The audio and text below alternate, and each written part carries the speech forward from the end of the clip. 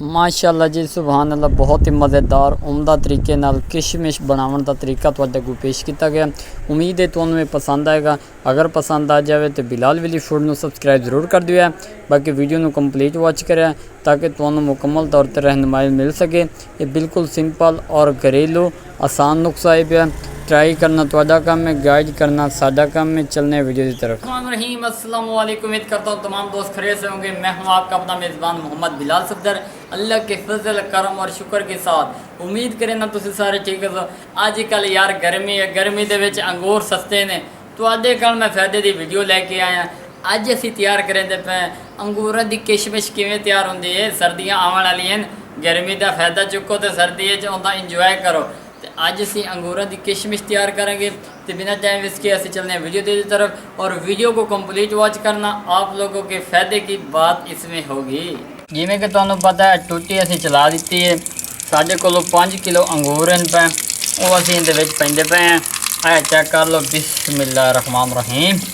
माशाअल्लाह माशाअल्लाह जी। ये चेक कर लो जी, कुदरत का निज़ाम है पिया। इस पानी दे विच असी इन्हों चंगी रीत वॉश करना, धोना। तो धोवन का तरीकाकार भी अलग है। बेफिक्र हो जाओ। ये वेख लो इनके उत्ते जो गंदो गुबार है सारा निकल जाती है। इनू असी चंगी रीत हाथ की मदद नाल धो लेना। ये चेक कर लो जी।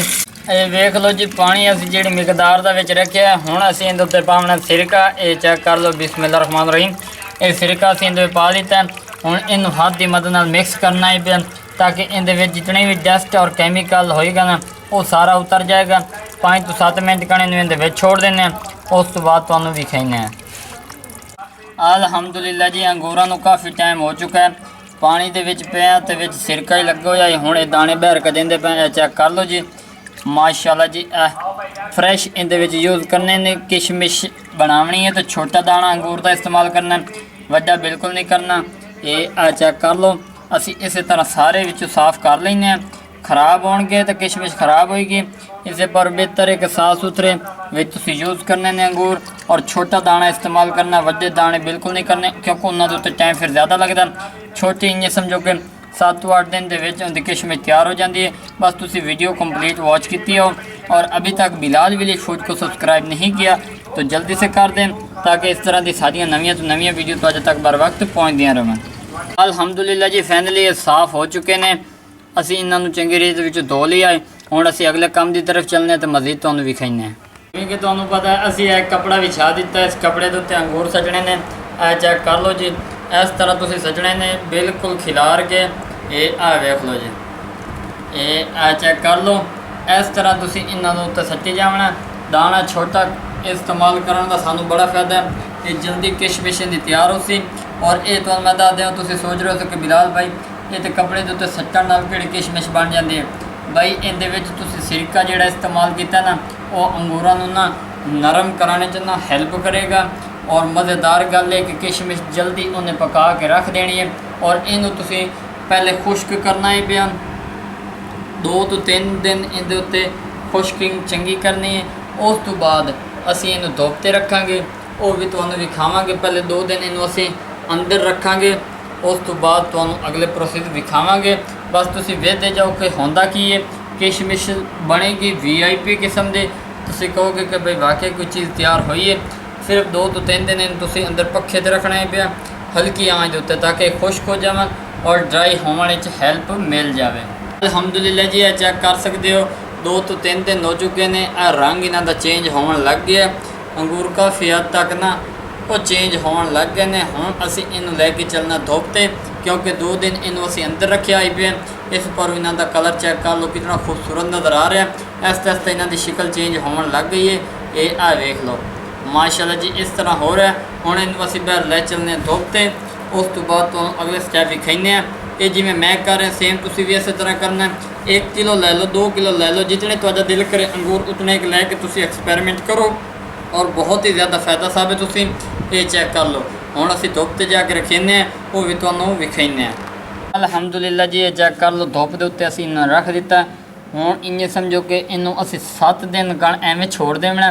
7 दिन बाद इस तरह सुबह रखने, शाम टाइम मुड़ चा लेने ने, मुड़ अंदर रख देने ने, मुड़ सुबह धुप दे टाइम ते रखने ने। ਇਸੇ ਤਰ੍ਹਾਂ ਕਰਦੇ ਕਰਾਂਦੇ ਤੁਸੀਂ 7 ਦਿਨ ਪੂਰੇ ਕਰਨੇ ਨੇ। ਇਹ ਚੈੱਕ ਕਰ ਲਓ, ਇਹ ਜਿਵੇਂ ਜਿਵੇਂ ਇਹਨਾਂ ਦੀ ਰੰਗਤ ਚੇਂਜ ਹੁੰਦੀ ਜਾਂਦੀ ਉਹ ਵੀ ਅਸੀਂ ਤੁਹਾਨੂੰ ਵਿਖਾਵਾਂਗੇ। ਹੁਣ 7 ਦਿਨ ਬਾਅਦ ਮੁਲਾਕਾਤ ਕਰਾਂਗੇ। ਇਹ ਚੈੱਕ ਕਰ ਲਓ ਵੀ ਜਿਵੇਂ ਕਿ ਤੁਹਾਨੂੰ ਪਤਾ ਹੈ 7 ਦਿਨ ਬਾਅਦ ਡੇਲੀ ਸਵੇਰ ਸ਼ਾਮ ਇਹ ਸਾਰਾ ਪ੍ਰੋਸੈਸ ਕੰਪਲੀਟ ਕੀਤਾ ਹੈ ਪਿਆ।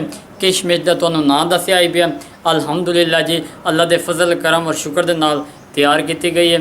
ਤੇ ਇਹਦੇ ਵਿੱਚ ਕੋਈ ਐਸੀ ਸਾਇੰਸ ਰੋਕਜ ਕੋਈ ਨਹੀਂ ਜਿਹੜਾ ਲੋਕ ਕਹਿੰਦੇ ਨੇ ਕਿ ਫਲਾਂ ਚੀਜ਼ ਇਸਤੇਮਾਲ ਕਰੋ ਫਲਾਂ ਕਰੋ, ਲੇਕਿਨ ਇਹ ਹੈ ਕਿ ਇਹਦੀ ਬਣਾਵਟ ਔਰ ਸ਼ਕਲ ਜਿਹੜੀ ਨਾ ਉਹ ਚੇਂਜ ਹੋ ਜਾਂਦੀ ਕਿਉਂਕਿ ਧੁੱਪ ਦੀ ਗਰਮੈਸ਼ ਦੀ ਵਜ੍ਹਾ ਨਾਲ ਇਹਦਾ ਕਲਰ ਚੇਂਜ ਹੋ ਜਾਂਦਾ ਹੈ। ਅਲਹਮਦੁਲਿਲਾ ਅਸੀਂ ਤੁਹਾਨੂੰ ਵਿਖਾਉਂਦੇ ਹਾਂ। ਬਸ ਤੁਹਾਨੂੰ ਇੱਕ ਹੀ ਰਿਕੁਐਸਟ ਹੈ, ਵੀਡੀਓ ਕੰਪਲੀਟ ਵਾਚ ਕਰਿਆ। ਬਿਲਾਲ ਵਿलेज फूड को सब्सक्राइब नहीं किया तो जल्दी से कर दें। ओए होए होए होए माशाल्लाह जी, ए चेक कर लो जी, एक एक दाना इनका खिलिया खिलिया नज़र आ रहा है। ए चेक कर लो कितनी सॉफ्ट और जूसी और मज़ेदार नज़र आ रही है। ये आ वेखो जी, कुछ विच नमी हैगी, ये चेक कर सकते वे। ये आ वेखो थोड़ी बहुत इहदे विच नमी नज़र आ रही है। उनका रीज़न ये है कि इनू थोड़ा होर खुश्क करन का टाइम चाहिए।